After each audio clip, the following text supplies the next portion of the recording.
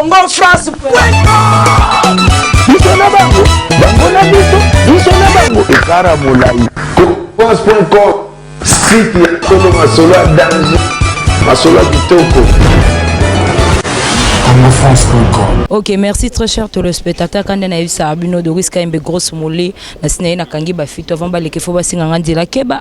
So ba singa ba le kate po ba bi mikolo na ko mema bango tout na système ya watis de to ba na brosse mais ba na dentifrice faut ba ya vraiment pas grosse moulée. Après ça bango po mikolo ba bi to yoka mutu te 2016 jamais pe to yoka. Toujours na makasi ya muna artiste devant la caméra là vraiment je vois mon boss. Je suis Didi Dipumba, grosse moulée mais ça ko binga taille commercial bazua puis je vois encore notre cordon en franc dissous castemai hein babi pe vedi na taille commerciale toujours na makasa mon artiste azo sur la image toujours vraiment liboso ya lupango ya frère Patrice Ngoyi Musoko toujours na conférence de presse ya ba journaliste nyonso na ba internaute na o ba travers na ba chaîne na biso ya kinawa na quelques artistes chrétiens toujours na baza awa na une grosse mouli pa yoko sur la toujours ba information na source na makasi toujours ya mon artiste toujours kota toujours sur la bino ba image et puis grosse mouli continue à rebêter na bino masolo. Merci beaucoup na batunyo so bozwa raton ya kolanda émission na biso là vraiment je vois Dieso la London to le la toujours na baye bazo le la mama Emily Nzemba motema ya tous pepele ya mbetolo babi keba chancel mbemba die midi à bazu wapi. Merci beaucoup à mon vieux Pito Lukaya na Kampala. Merci beaucoup à président Don Lali babi to le la ka toujours na baye bazo le la to sepela toujours na baye bazo sepela babi David Olito motomoko bien Eric Mendes moto na Nzambe to so kota déjà na lupango ya frère participe to ke ko sala réunion après réunion vous allez débat entre ba artistes et ba journalistes questions réponses et puis la bino toujours ba image na quand na brato beta masolo mais à suivre toujours côté poto la bino toujours ba image na makasi toujours ya muna artiste.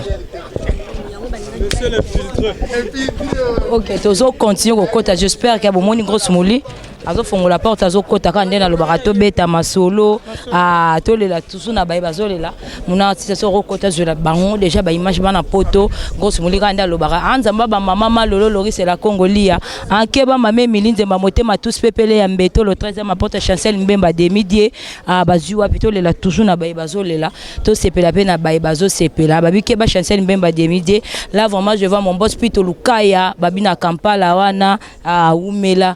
Merci beaucoup à Eric Mendes moto na Nzambe David Olito babi moto moko bien. Merci beaucoup à Mouna toujours à Zozo la bino ba image kande na lobara. Ça. Ezali mawa, ezali pasi, ezali déplorable. Ba ndengoti koloba wana. Ce qui est vrai. Tozala ki tant tozaki na morgue na hôpital ya ba chinois wana. J'aime le travail de la police. Mutu moko te ndeto ko malgré tozala comme on dit à Lingala et tout le coup Marceline était là. Mutu moko te tango bazo zonzoto ya Sœur Marie Misamu batango na mutuka. Mutu moko te voilà téléphone ngoyo boye boto caméra aucune caméra. En tout cas la police a en tout cas facilité biso tâche. To longo wa to bandi ko filmer wapi.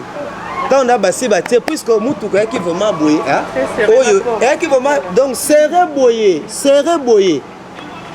to bani ko filmer tant au tiki morgue ya hôpital wana ba chinois to bio là maintenant nous avons autorisé de prendre les images to comme la clinique Ngaliema c'était la même chose mutuka d'ailleurs beaucoup de confrères étaient là ambulance et ya vraiment na porte vraiment ya nini hein. Il y a nini wana porte, il y a entrée vraiment ya morgue, mutuke koma wana. Alors, lorsque même biso toza stupéfait toza étonné, ba image wana bazwa kango ndenge ni ndenge. Alors, nous laissons la police na bato renseignement de faire leur travail. Biso ça difficile, mais vraiment ces jours là que ba journaliste ba qui responsable. Aucune caméra, aux photos kingandi et ça le maraté. Sinon, le même jour, je crois que Gloire va te répondre à la question. Moi, que président,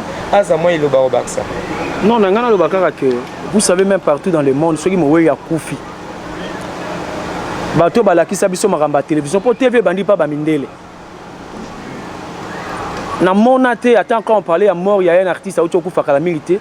J'ai retenu le nom Bowi. Mais mon esca monté balaki c'est Longinaye et Suko ya Koufi. C'est ça aussi la déontologie. Bazouara toujours na musika, par l'accepter le Nyamoutouté pour honorer Moïse. Mais pas na biso, je ne comprends pas. Ça doit nous aider, s'il vous plaît. Hein? Et ça sera normal. Et ça, anti-valeur. En tout cas, il faut bannir ça. Même de toi, ça ne sert à rien de Nyamoutouté présenter un Moutakouf. C'est déshonorer même Moutakouf. Honorer était. Donc, il ne faut pas faire ça, s'il vous plaît. Mais Moutouana, mon vis à lobby. Donc, ça dit que tout ce qui m'a marqué à l'État, justice à ça, Moussa Naye. Ceux qui ont je crois qu'ils auront la vraie information. Là, ça n'engage que lui. C'est un peu ça. Voilà, merci Maman Evelyne, CBS. C'est toute une commission qui va s'occuper, ils ont géré l'affaire. Ils ont la commission, il y a programme. Ils ont la commission, il y a organisation, il y a Marambouane.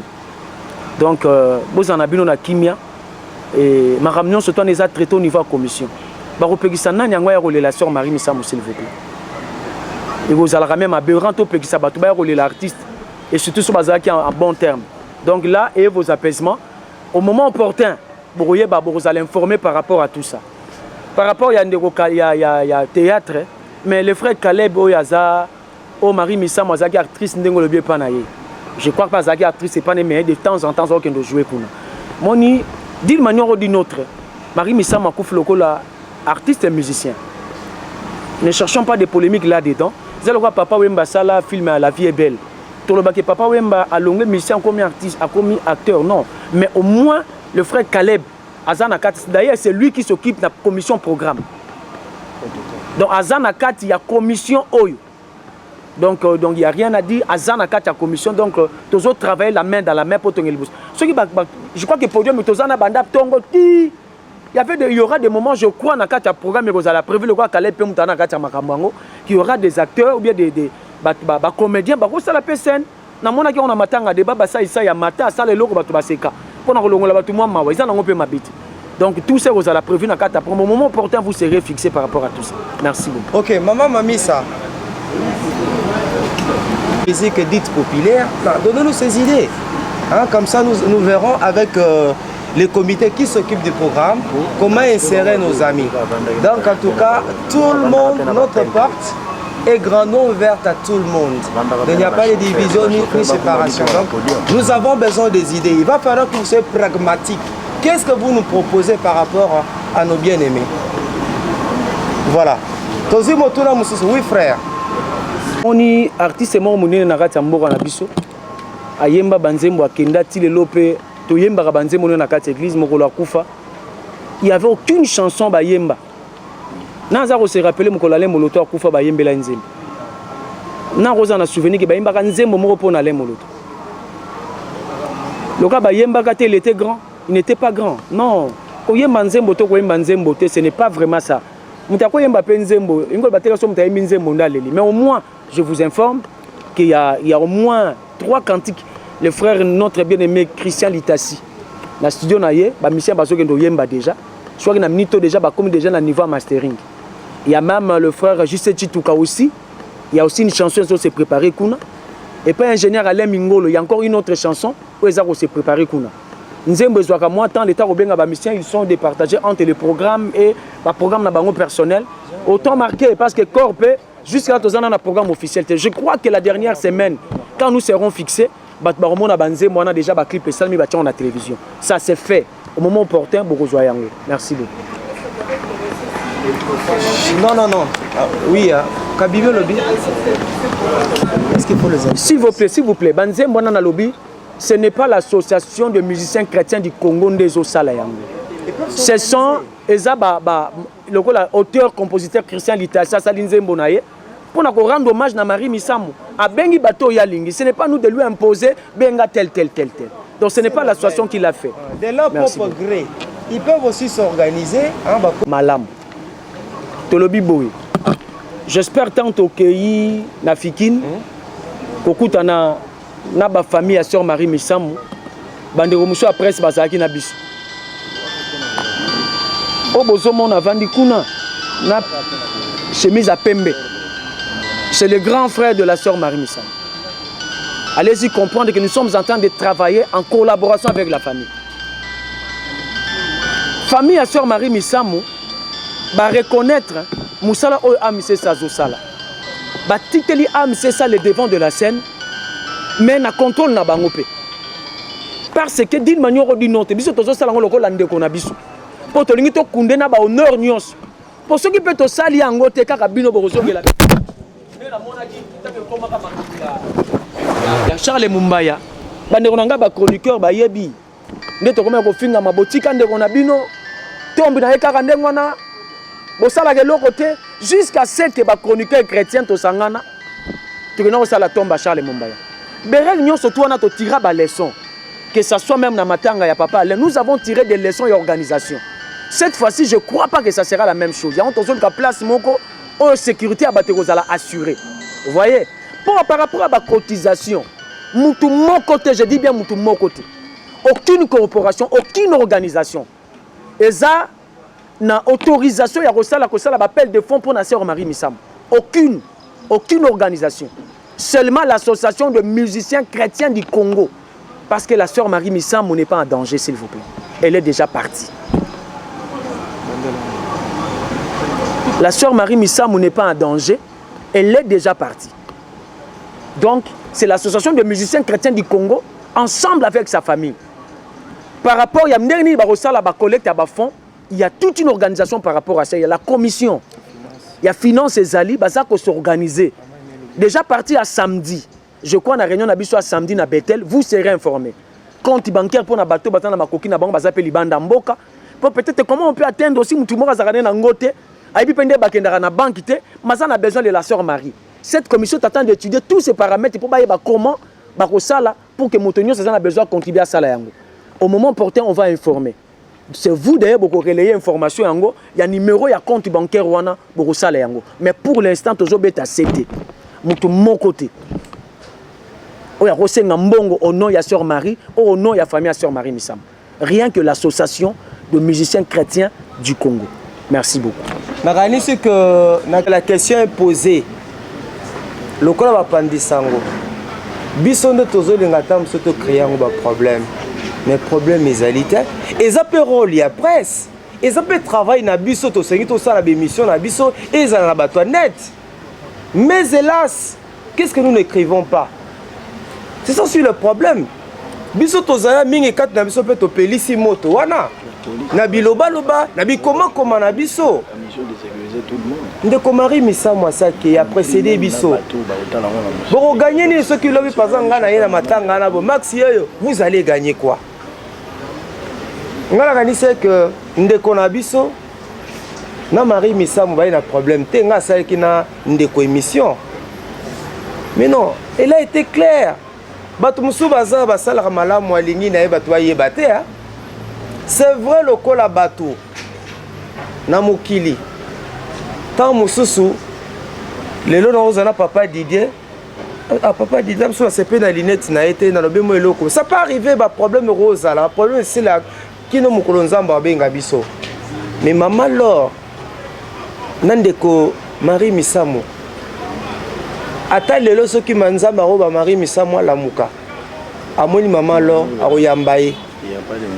Akoyambaye bako solo la problème ata moko ezalité problème ata moko ezalité maman Maria Zaki na bomoi ba solo na ndeko na ye ba kutana et maman leur est partie même ko visiter nani ndeko Marie Missamu peut-être besoin d'information wana te akena ndenge nini ye ba seleli ba sololi ba seki bo ba sololi bien et maman leur azali na voyage akati musala na ye atiki ba activité na ye ba production na ye na mboka ba paya et le rentrer vite ko le ndeko na ye.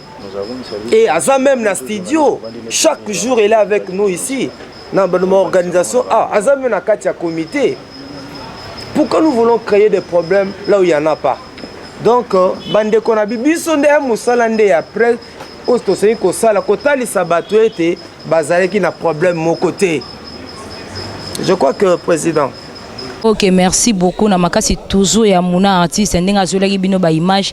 J'espère que tokomi na suka ya réunion na biso kande na lobaka to lela na ba bazolela to sepela pe na ba bazo sepela plus mingi tozolela toujours na famille ya Sœur Marie Misambo azali suna biso te kande na lobaka. Sœur Marie Misambo azokisi mitema na biso nga linga plus mingi. Na nzembo na nga o elali sangele ela musaranga na embela nzamba ba defie yango vraiment dans nzembo nanga chanson fétiche nanga ona lala nango na lamukaka nango. J'espère na makasi ya muna artiste azweli bino ba image ndenge to sala ki conférence de presse na biso ba journaliste na biso ya kini ya internaute na quelques musiciens chrétiens bozui toujours ba image na makasi ya muna artiste kande na lobato sepela na ba bazo sepela to lela toujours na ba bazo lela mingi tozo lela kaka elongo na famille ya Sœur Marie Misambo aza susute na biso. Merci beaucoup à muna artiste to komi vraiment na ya ba image na biso ya conférence de presse na biso pour to ko sala débat akande ba débat national biso ezaki contre ba journaliste na ba artiste et musicien ba musicien chrétien plutôt, je m'excuse, ba musicien chrétien na ba journaliste kande na ba tout lela na ba bazolela. Merci beaucoup à Diezo la London tout lela toujours na ba bazolela. Merci beaucoup à maman Emilie Nzemba motema ya tous pepele ya mbetolo tout lela toujours na ba bazolela. Babi Pito Luka na Kampala, babi Eric Mendes moto na Nzambe, David Olito Nzamba ba maman Malolo Loris et la congolaise qui ba chancel Mbemba Demidier tout lela na ba bazolela présent dans la lit tout lela toujours na ba bazolela. Merci beaucoup à Mounar devant la caméra. Merci beaucoup à mon boss Josué Didi Lipumba, grosse mouliga message ko benge taille commercial bazua. Merci beaucoup à notre cordon en fond du souka Stemai Nzambe ya ba journaliste tout ya mibali na rata internaute kande na lobarato beta masolo grosse moulipe na kanga ba fito avant ba lekefo ba senga ndela keba so ba senga te ba olekate. Nous sommes vraiment à la fin de notre émission. Quant à moi déjà, je dis merci, au revoir et bye bye. Congo France biso na bango bango na biso na bango ekara molai France.com site ya tolo masolo ya danger masolo ya kitoko Congo France.com